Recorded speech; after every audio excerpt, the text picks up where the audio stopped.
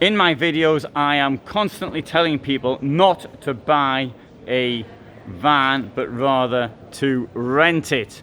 And here is one company that rents them out. Cost of renting a van per day is between 75 and 140 euros.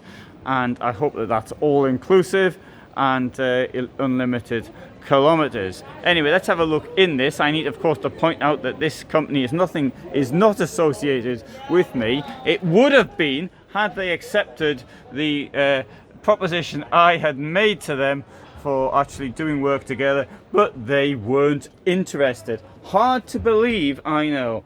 But anyway, so from 75, let's say, to 140, because 75 is probably, you only get that one day in the year. It's probably the day nobody wants to travel on anyway.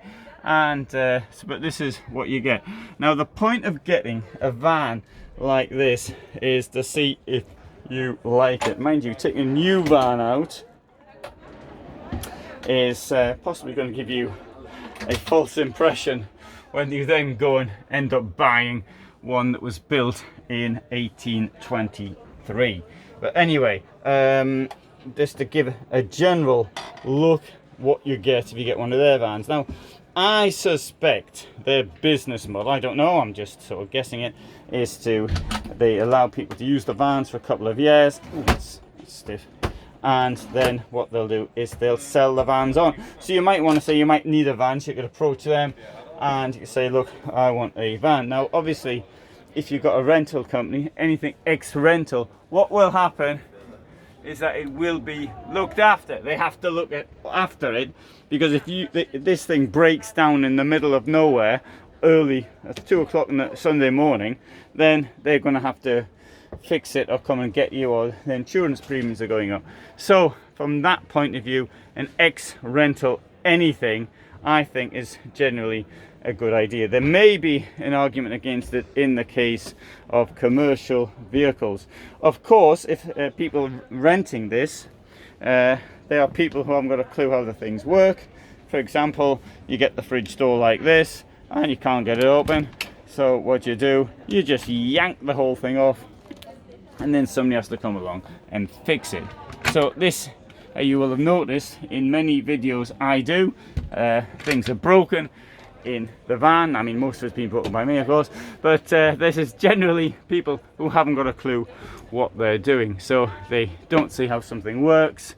All right, can't get this open, can't get this open, can't get it open, can't. So I yank the whole thing off, and that's what happens at these trade fairs. Mind you, half the time it's the company's fault for actually building it incorrectly. And as you can see that in some of the videos I've done as well, it's like they don't check before they put the things on public display. A friend of mine, who his company has a converter, so lady went in the toilet and then she couldn't, so she didn't use the toilet as using the toilet. She went inside to have a look, as I do in my films. Right, there are people who do use the toilets, but anyway, that's a different story.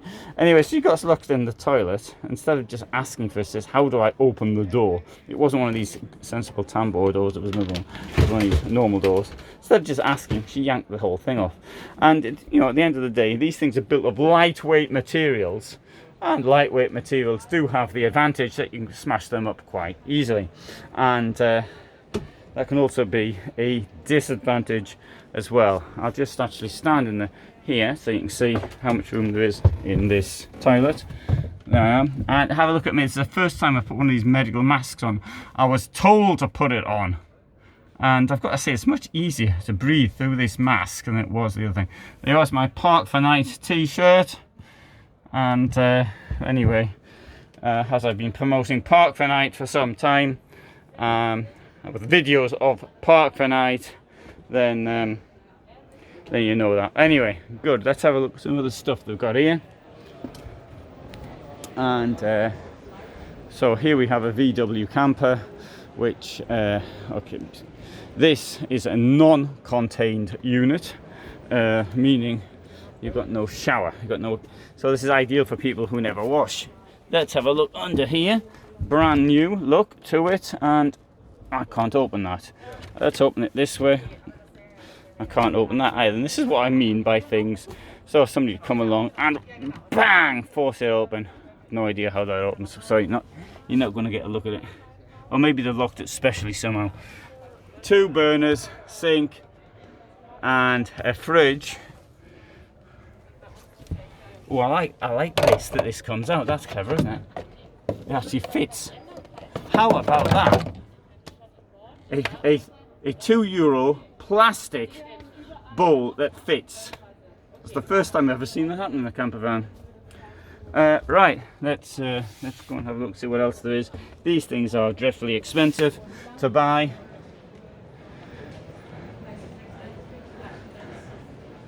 And that's what it looks at the back. Sort of. You've got a bit of storage up here as well. Oh, that's what I should have done earlier. I should have pressed the thing in like that. Oh, well, never mind. This is the Ford Transit Custom. In 2022, this is the flavour of the year. This, I think, is a Westfalia conversion. What's good about this conversion is that it's got a toilet and it's attempted to have a shower.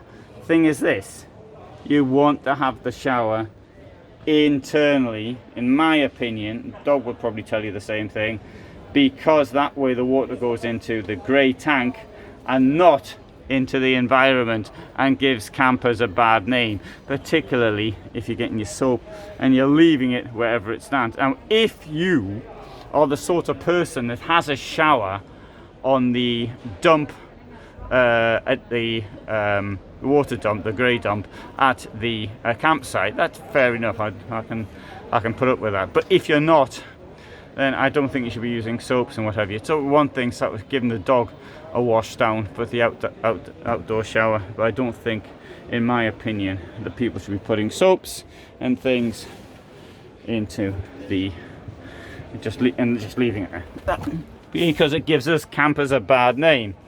Anyway, what's in here? That's the fridge, quite cute, and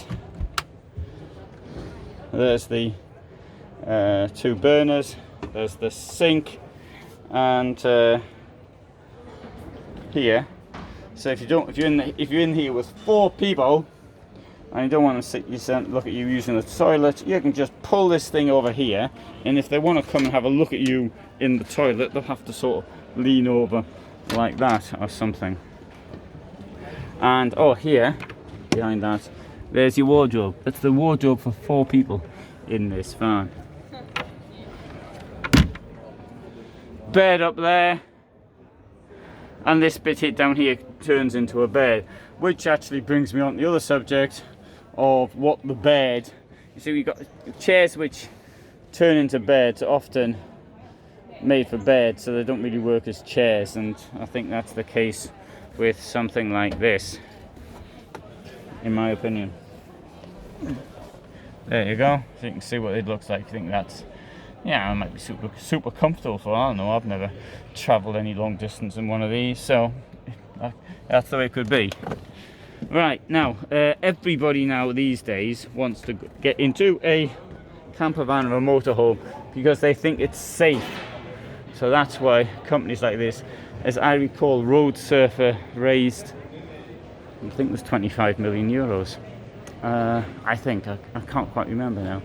But you think you've got a huge fleet and you've got all officers all over the place, then it's going to take a fair bit of cash to actually do it, particularly in the current situations where it's difficult to get the vehicle. What the companies that something like this, they can go up to Westfalia and say, look, we will take 100 of your vehicles and thus guarantee production for a certain amount of time. So what the cost is for you that we must have them delivered by this date.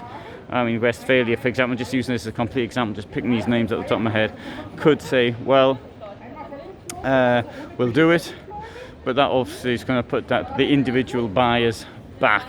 So if you've gone to Westfalia and said, look, I want a van, you say, yeah, we'll deliver it in 13 years and 7 months time. 13 years, 7 months time comes by, and Roadsurfer's taking all the vans. Well, you can sort of see it. But anyway, that's a bit of business there. I used to run a business magazine, and so I'm just throwing out these ideas. I don't know what's happened. Anyway, that's Roadsurfer. There's 3 of their vans, and you can rent it. I'm not suggesting rent from them or anyone else actually, for that matter, but I am suggesting you rent. Okay, so before you buy, because you mightn't like it. Thanks for watching.